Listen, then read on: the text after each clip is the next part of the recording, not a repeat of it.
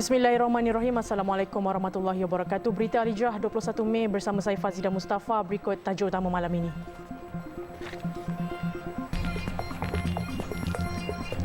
Kumpulan pertama Jemaah Haji Malaysia selamat tiba di Madinah.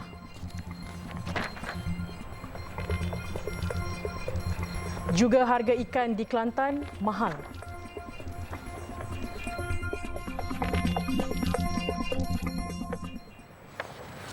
...284 bakal Jemaah Haji Malaysia kumpulan pertama berlepas ke Tanah Suci awal pagi tadi dari lapangan terbang antarabangsa Kuala Lumpur KLIA Sepang dengan pesawat Malaysia Airlines MH8056. Pengarah Eksekutif Haji TH merangkap Ketua Rombongan Haji Malaysia, Datuk Seri Said Salih Said Abdul Rahman berkata jemaah yang berlepas pada penerbangan pertama itu merupakan kumpulan jemaah dari negeri Kedah dan Kelantan.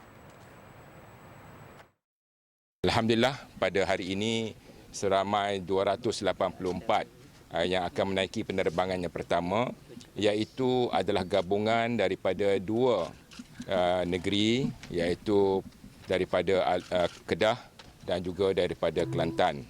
Mereka telah diterbangkan pada malam tadi ke KLIA dan sedang berada sekarang ini di KLIA menunggu masa untuk menaiki pesawat ke Arab Saudi. Menurutnya lagi, tahun ini Kerajaan Arab Saudi masih meneruskan program Makkah Route yang memudahkan urusan pelepasan imigresen semasa di KLIA lagi. Sementara itu, berikutan cuaca panas pada suhu yang mampu mencecah sehingga 50 darjah Celsius di Tanah Arab pada musim haji tahun ini, tabung haji katanya telah membuat persediaan bagi menghadapi pelbagai kemungkinan. Yang pertama, bahawa kita memberi penekanan kesedaran kepada jemaah haji itu sendiri. Mereka sendiri kena sedar untuk menjaga diri mereka. Dan yang kedua ialah pihak tabung haji. Pihak tabung haji sendiri akan menganjurkan sebarang aktiviti-aktiviti secara berkumpulan para jemaah haji dalam keadaan yang waktu malam supaya tidaklah terlalu terdedah pada waktu yang cuaca panas. Beliau berkata demikian selepas beramah mesra bersama jemaah di KLIA malam tadi. Tahun ini seramai 31,600 jemaah haji yang merupakan kuota penuh rasmi negara akan berlepas ke Tanah Suci bagi menunaikan rukun Islam kelima. Sementara itu, kumpulan pertama jemaah Malaysia sudah selamat tiba di Madinah sekitar jam 8.10 pagi waktu tempatan. Mereka ditempatkan di Saja Al-Madinah. Wartawan Sadiq Hakim Azman melaporkan. Kumpulan jemaah ini tiba di lapangan terbang antarabangsa Prince Muhammad Abdul Aziz kira-kira jam 7 pagi sebelum bergerak ke hotel penginapan. Ketibaan rombongan yang menaiki bas ini disambut Duta Besar Malaysia ke Arab Saudi, Datuk Wan Zaidi Wan Abdullah, Timbalan Ketua Rombongan Haji Kebajikan Nurin Anwar Syamsuddin, Pengarah Operasi Madinah Ashraf Syamsuddin, serta pengurusan dan petugas tabung haji. Proses ketibaan ini berjalan lancar dengan jemaah tidak perlu menunggu lama di lapangan terbang menerusi program pra-pelepasan jemaah atau Makkah Route.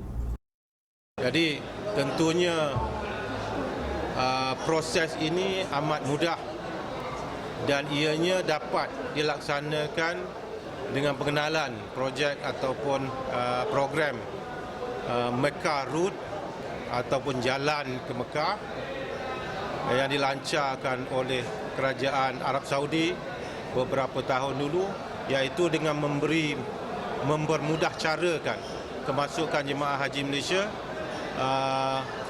di Madinah dan juga di Jeddah dengan cara urusan pasport dan sebagainya dilakukan sebelum mereka berangkat ke Madinah tersebut. Jelas beliau, Malaysia antara negara terawal menerima kemudahan program berkenaan kerana mempunyai rekod pengurusan haji yang cemerlang. Dalam pada itu, selain saja Al-Madinah, jemaah haji yang tiba di sini akan turut menginap di Anwar Al-Madinah Movenpick dan Hotel Ema Royal. Perjalanan tu nak kata sukar tu tak sangat sebab banyak minta dekat Allah kan, untuk Allah mudahkan. So saya rasa macam semuanya berjalan dengan lancar. Perasaan tu mesti happy kan. Sebab bukan senang nak datang sini kan. Duit lagi kan, kumpul berapa lama nak datang sini kan.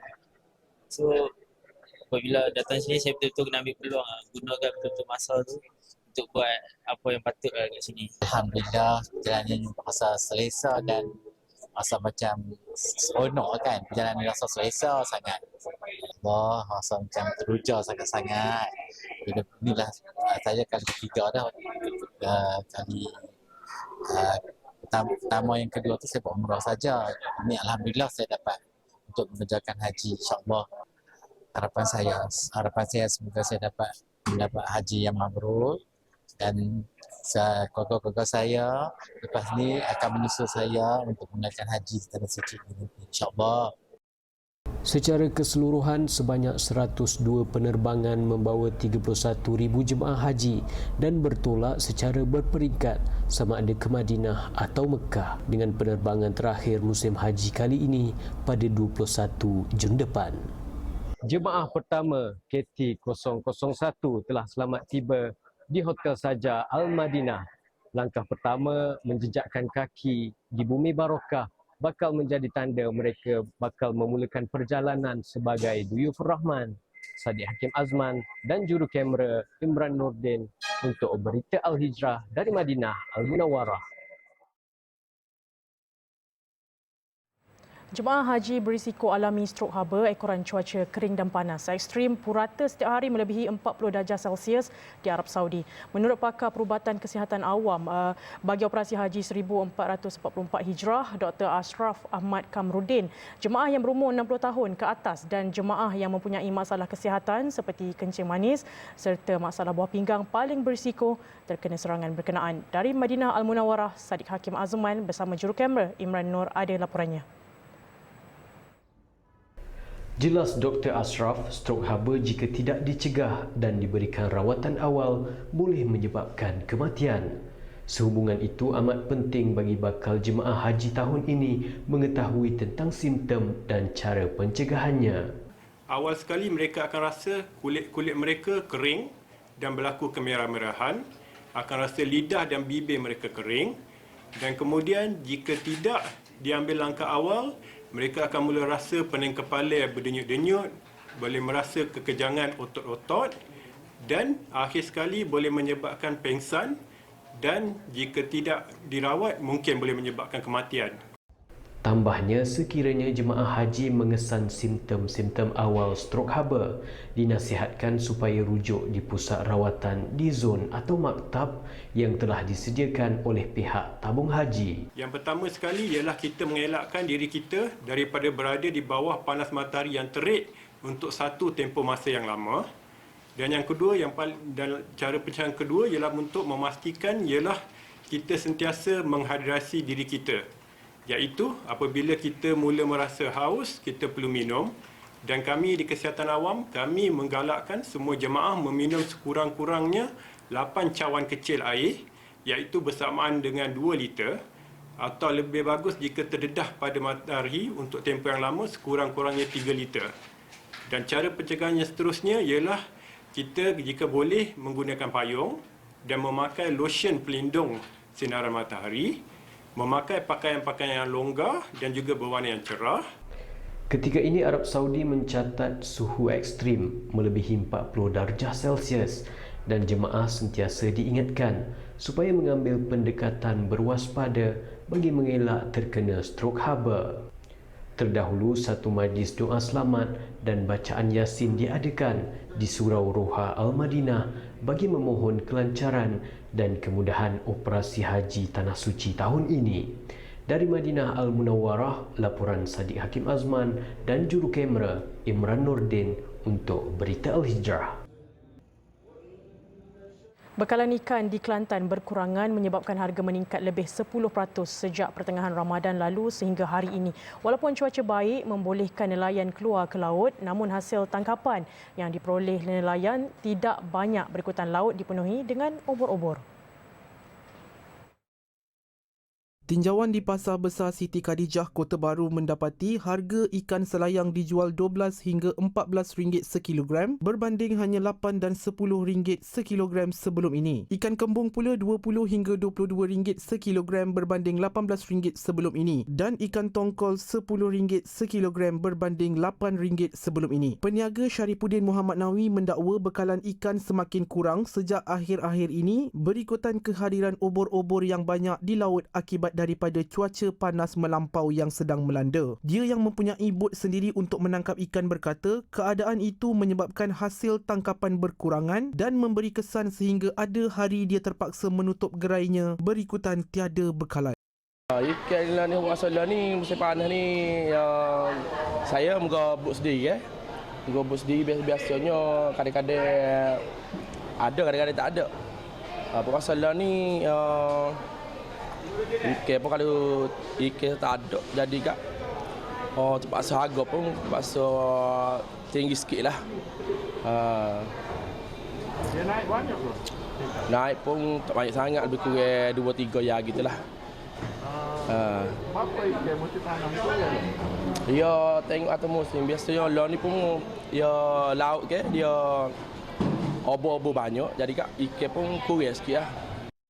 Seorang lagi peniaga Ismail Sulaiman berkata harga ikan meningkat sejak Ramadan lalu lagi berikutan masalah bekalan selain permintaan yang tinggi ekoran musim perayaan. Keadaan ini menyebabkan para peniaga terpaksa memilih untuk menjual ikan sejuk beku atau ikan kotak bagi menampung kekurangan bekalan. Lah ni ikan kurang lah ni. No. Harga pun meningkat. Permintaan banyak lah ni kan. Ada harga meningkat. Boleh kata semua ikan lah kurang lah. Cuma ada sikit ikan air, ikan selayar, itulah ada. Ada sikit. Bagi pengguna Cik Omar Hassan, berdasarkan pemerhatiannya, peningkatan harga hanya berlaku kepada ikan segar manakala harga ikan sejuk beku masih lagi sama. Dari segi harganya kalau ikan segar tu adalah mana meningkat sikit daripada ikan frozen. Lagi tu. Dia ikan fresh pun ada, dia musim-musim. Kalau musim tengkujuh tu ikan frozen. Kalau musim biasa tu kebanyakan ikan itulah, ikan fresh. Ibu kepada peserta Malaysia Everest 2023 ME 2023 Muhammad Hawari Hashim, Cik Tom Hassan berharap anak lelakinya yang dilaporkan hilang ditemui dalam keadaan selamat dan kembali ke pangkuan keluarga. Menurut Cik Tom, dia hanya mengetahui berita kehilangan anak lelakinya itu kira-kira jam 11 pagi semalam dan terkejut dengan berita tersebut memandangkan sebelum itu baharu sahaja dimaklumkan mengenai kejayaan anaknya menawan Gunung Everest. Cik Tom berkata mereka difahamkan operasi mencari dan mengesan Muhammad Hawari yang juga orang kurang upaya, pekak dan bisu itu sedang giat dijalankan dan skop pencarian kini dilakukan di bahagian darat. Sehubungan itu, Cik Tom mengharapkan doa seluruh rakyat Malaysia agar anak ketiga daripada 5 beradik itu ditemui dalam keadaan selamat dan urusan pencarian anaknya dipermudahkan. Kami kebanyakan tengok dalam Facebook. Jadi masa tu memang duk kumpul family sebab dapat berita. Jadi semua memang get ready nak dengar berita sangat-sangat. Maksudnya berita kehilangan sebab berita gembira tu dia dah berjaya, kami dapat dah. Harap sangat dia minta sangat-sangat. Betul sangat. Bila kali terakhir dia telefon? Dia tak telefon langsung. Masa habis dua tu dia beritahu doa kat dia. Tak buat Yasin. Habis tu dia minta waris di kampung jangan susah hati, tanya berita yang macam-macam yang bukan-bukan lah kan. Jadi dia kata apa pun semua melalui Cik Azim lah akan beritahu. Satu Malaysia minta sangat-sangat. Sebab tak dapat dia langsung. Minta dia apa pun tak ada langsung. Tambah Cik Tom, ahli keluarga dan sahabat handai Hawari sudah melakukan solat hajat dan bacaan Yasin bagi mendoakan keselamatannya. Mengulas lanjut, Cik Tom berkata dia bimbang dengan keadaan Hawari namun tetap menaruh harapan tinggi serta mengharapkan anaknya ditemui segera. Beliau berkata keluarga ada menghubungi pasukan Hawari untuk mendapatkan maklumat terbaru mengenai Hawari namun gagal. Beliau berkata demikian ketika ditemui di rumahnya di Kampung Permatang Krai Besar di Kepala Batas Pulau Pinang hari ini. Sementara itu, isteri Hawari dan dua anaknya yang juga berada di kediaman enggan ditemu bual. Pendaki negara Muhammad Hawari Hashim, 33 tahun, yang menyertai misi pendakian Gunung Everest Himalaya dilaporkan hilang sejak Jumaat. Dia dipercayai hilang selepas berjaya menawan puncak tertinggi dunia itu pada 18 Mei. Mangsa merupakan kumpulan sama yang menyertai Malaysia Everest 2023 ME 2023 bersama Pengarah Angkatan Pertahanan Awam Malaysia APM Kedah, Lieutenant Colonel Awang Askandar Ampuan Yaakob yang dilaporkan meninggal dunia selepas terjatuh ketika misi menakluk Everest pada ketinggian 8,000 meter.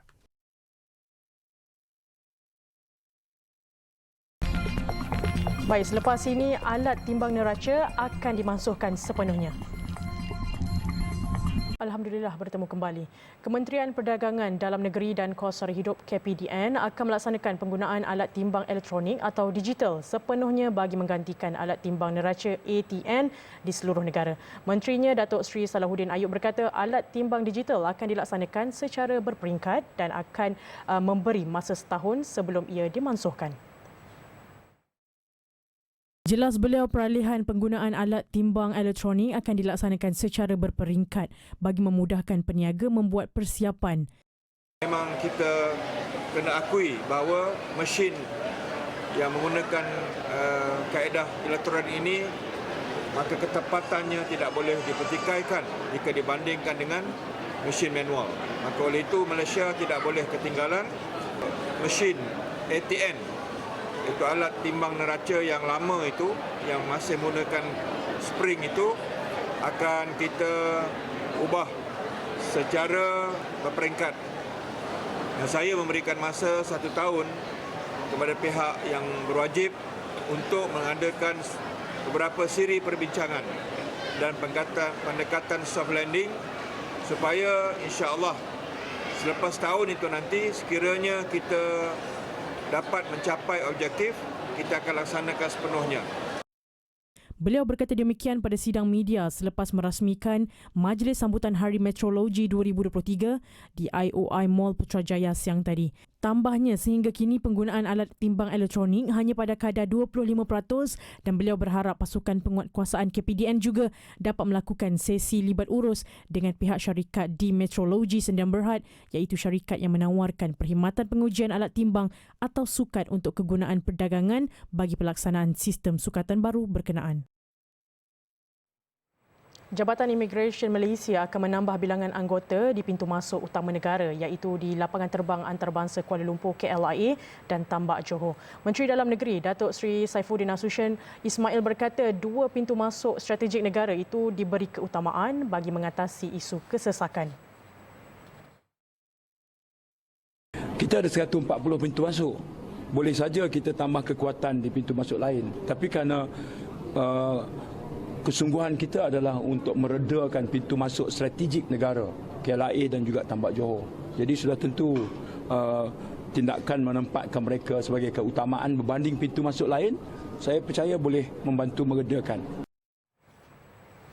Beliau berkata demikian selepas merasmikan Majlis Perbarisan tamat latihan kadet kursus sijil asas keimigresianan siri 1 tahun 2023 di Akademi Imigresen Malaysia, Port Dickson Negeri Sembilan petang tadi. Seramai 221 pegawai kadet telah tamat latihan selepas menjalani latihan selama 4 bulan di akademi tersebut yang bermula 16 Januari hingga 21 Mei lalu. Pegawai kadet itu akan mula bertugas esok di KLIA yang membabitkan sebanyak 101 penempatan dan di bangunan Sultan Iskandar dan Kompleks Sultan Abu Bakar Johor 104 penempatan.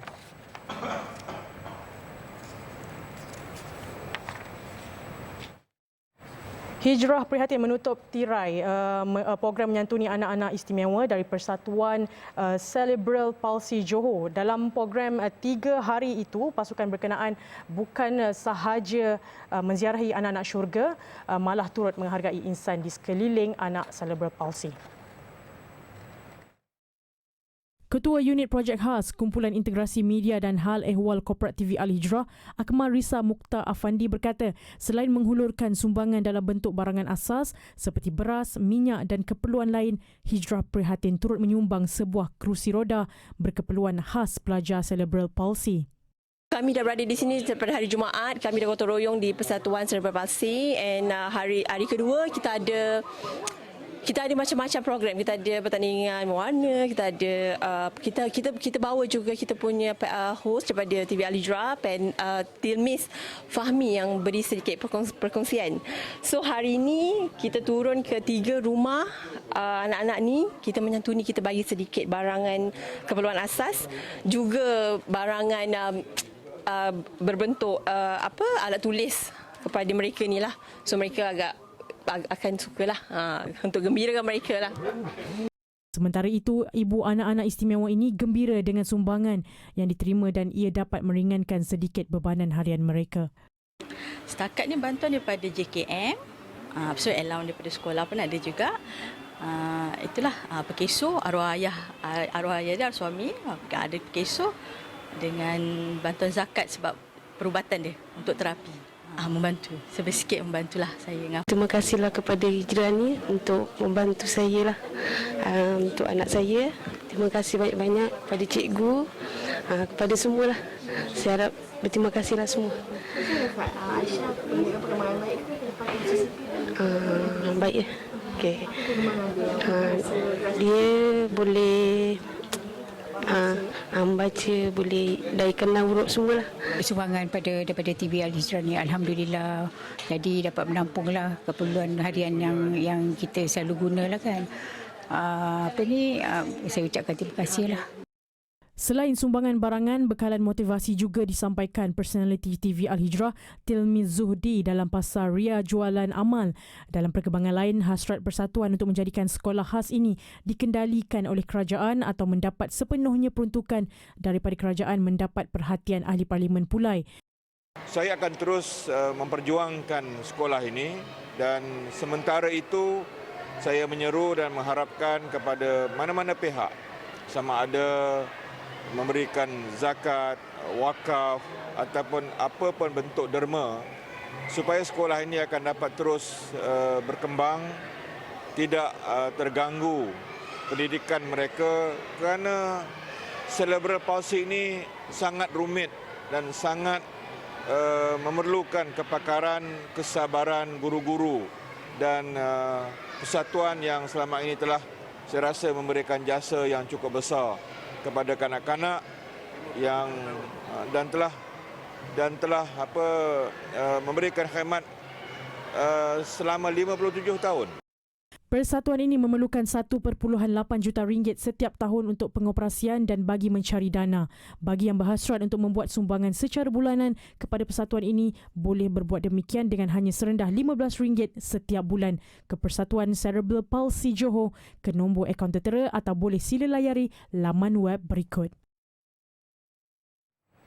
Daripada seorang maknyah kepada seorang pembina madrasah, itu hasrat Muhammad Khairiri Muhammad Ramli yang lebih dikenali sebagai Cikgu Eri yang telah berhijrah selama 12 tahun dan kini menjadi pendakwah bebas kelahiran JAKIM. Bagi mencapai hasrat itu, beliau melancarkan sebuah buku yang berjudul Maaf Tuhan, Aku Tersalah Langkah.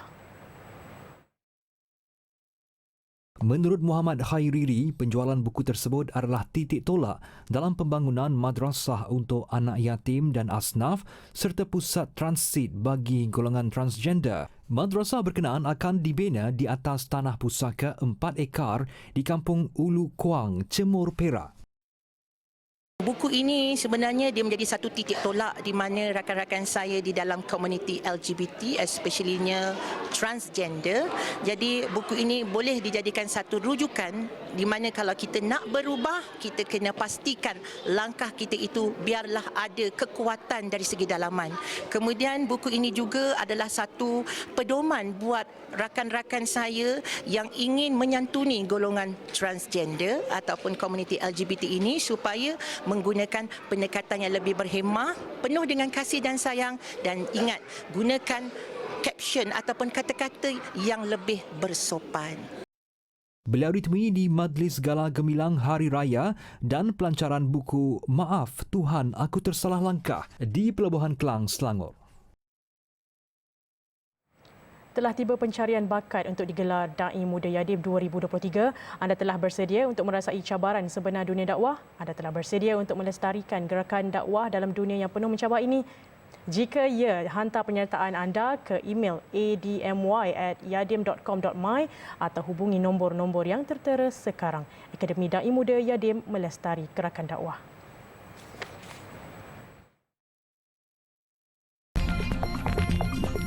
Maut rempuhan di Stadium El Salvador.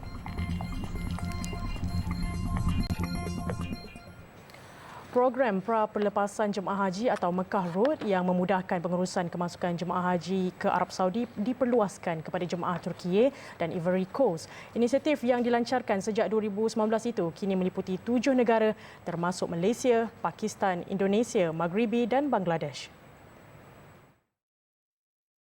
Memetik laporan Saudi Gazette, Kementerian Dalam Negeri Arab Saudi menjelaskan inisiatif Makkah Route bertujuan memudahkan prosedur menerima jemaah dari negara mereka. Ia bermula dengan mengeluarkan visa secara elektronik dan mengambil ciri-ciri penting sebelum melalui prosedur pasport lengkap di lapangan terbang negara berlepas. Prosedur pengangkutan dan pengurusan bagasi jemaah juga dipermudahkan di mana mereka boleh bergerak terus dengan bas untuk dibawa ke tempat kediaman di Makkah dan Madinah dan bagasi mereka akan dihantar terus ke hotel penginapan.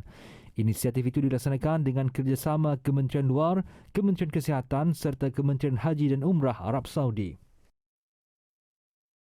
12 maut dalam rempuhan di Stadium El Salvador ketika menonton kejohanan tempatan. Insiden turut menyebabkan sekurang-kurangnya 100 mangsa dibawa ke hospital akibat kecederaan serius. 2 daripadanya dilaporkan kritikal. Rempuhan tercetus di Stadium Cuscatlan.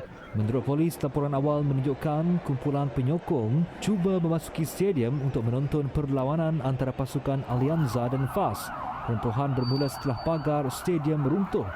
Insiden ini memaksa perlawanan dibatalkan. Ratusan anggota tentera dan polis membantu mangsa yang cedera dan mengeluarkan orang ramai dari stadium. Presiden El Salvador, Nayib Bukele, mengarahkan siasatan dilaksanakan segera dan memberi amaran pihak yang bertanggungjawab akan dikenakan tindakan tegas. Sekian untuk malam ini. Banyak lagi kandungan berita Al-Hijrah menerusi platform media sosial seperti Facebook, Twitter, YouTube, Instagram dan TikTok. Dan jangan lupa alhijrahnews.com untuk laporan berita dalam dan luar negara serta artikel eksklusif. Jangan lupa Globe Al-Hijrah tepat 8.45 malam ini yang membawa isu penduduk Palestin yang terus ditindas bersama penyampai Zaim Zamani. Saya Fazida Mustafa, satukan ummah dengan ilmu bagi memperkasa Malaysia Madani. Assalamualaikum dan selamat malam.